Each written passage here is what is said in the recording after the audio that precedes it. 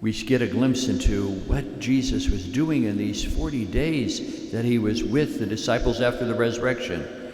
We see that we're told that he was a teacher. They all went to school. He was instructing them in the Spirit, we're told. And as they were instructed in the Spirit, they were given signs in which they would recognize the path that Jesus was opening for them, things that they should value as core elements of being able to recognize the presence of Jesus working in their lives. The first one is that they would be kept together, that they would be one as a community coming together.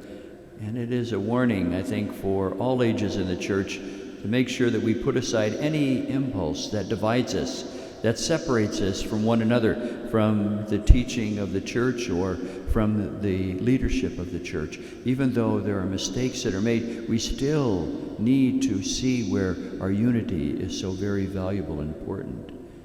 And the second thing is that we're told that there should be no fear in our hearts about the things in the world that can harm us. We know that there are many enemies of the good in the world that many times depress us and discourage us. But the Lord tells us not to let fear reign in our hearts. And if when we do have that boldness of proclaiming the gospel, of being present in the world, it's a true sign that the Lord is working in our life to ease those fears. And finally, the Lord gives us the understanding that when we recognize the Lord, it is in those moments in which we're compelled and impelled to move forward, that we don't have a sense that in fact we've had our best days, or that the kingdom has come as the disciples wanted to predict, or Jesus to predict in the readings here today, but rather that there's always another step forward. That's why I always like that image that the church in Australia uses for the church. It's the kangaroo. And it's because a kangaroo has no reverse gear. It can only go forward. And that should be as well the image that we have of the church, of Jesus working in our lives.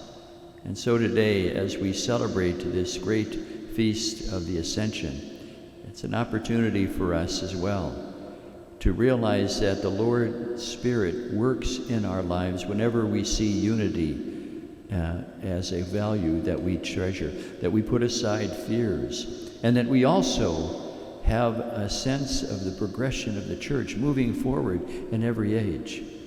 And we meditate on all of that on this Mother's Day. For our mothers many times are the agents of the work of the Holy Spirit. They're the ones who keep our families together, who make sure that the fractions that are there that can tear a family apart are eased, because she asks for ways of forgiveness and tenderness. She's also one who calms our fears. Perhaps we have childhood memories of moments in which we woke up from a nightmare, or were in fact had something happen to us, and our mother was there to ease our fears and to give us a sense of courage.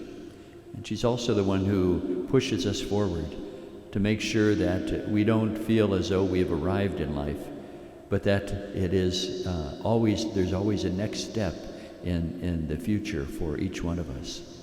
So today, let's honor our mothers by thanking them for not only the many things that they do, but also to be open for their openness to the Spirit of Christ in their lives, of promoting unity, of making us unafraid of the challenges in life, but also in which they give us a dream about our life that we can always move forward.